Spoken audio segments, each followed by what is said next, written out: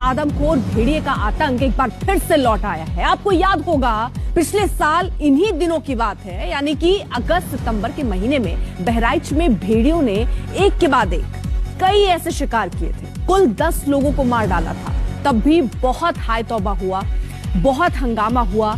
अब भेड़ियों को पकड़ने का काम लगातार चल रहा है या उनको मारने का प्रयास भी चल रहा है। कुछ भेड़िए पकड़े भी गए हैं, लेकिन फिर सब कुछ शांत हो गया और अब एक बार फिर से भेड़ियों का आतंक मचा है।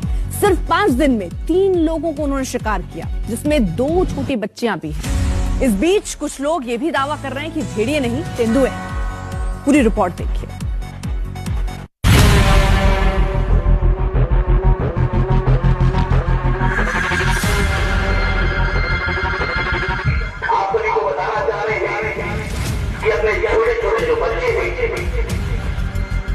इनको अकेले बाहर न जाने दें और रात्रि के समय इन बच्चों को घर के अंदर बुलाएं, पल्ला दरवाजा बंद कर।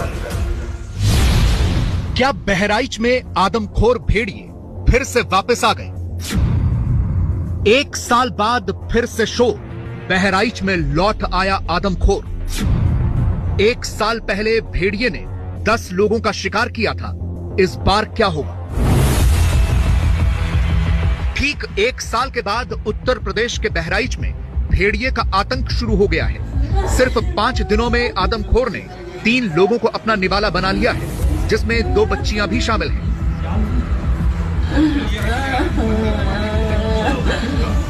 ये बुजुर्ग महिला भी ऐसे ही एक आदमखोर के हमले का शिकार बनी है।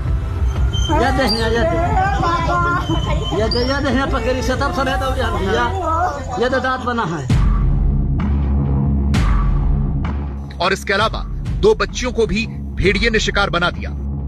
इसमें एक 3 महीने की मासूम बच्ची भी शामिल है, जो अपनी मां के पास सो रही थी। तभी रात को आदमखोर आया और उसे उठाकर ले गया। हम आपको आर्टिफिशियल इंटेलिजेंस की मदद से दिखा रहे हैं कि उस रात को क्या हुआ होगा। ये 3 साल की मासूम बच्ची अपनी मां के पास सो रही थी। तभी भेड़िया आया और हमला कर दिया। बच्ची को उठाकर लेकर भाग गया। बच्ची का शव तक नहीं मिला, सिर्फ कपड़े ही मिले। अब बहराइच के कैसरगंज के इलाके में लोग इसी तरह से लाठी डंडे लेकर घूम रहे हैं। रात को भी लोग ऐसे ही पहरा दे रहे हैं। लोगों को जागरूक किया जा रहा है। लोग झुंड बनाकर निकल रहे हैं। हम इस वक्त जिस तहसील में है वो कैसरगंज तहसील है और आप मेरे इर्द गिर्द आप देखेंगे तो तमाम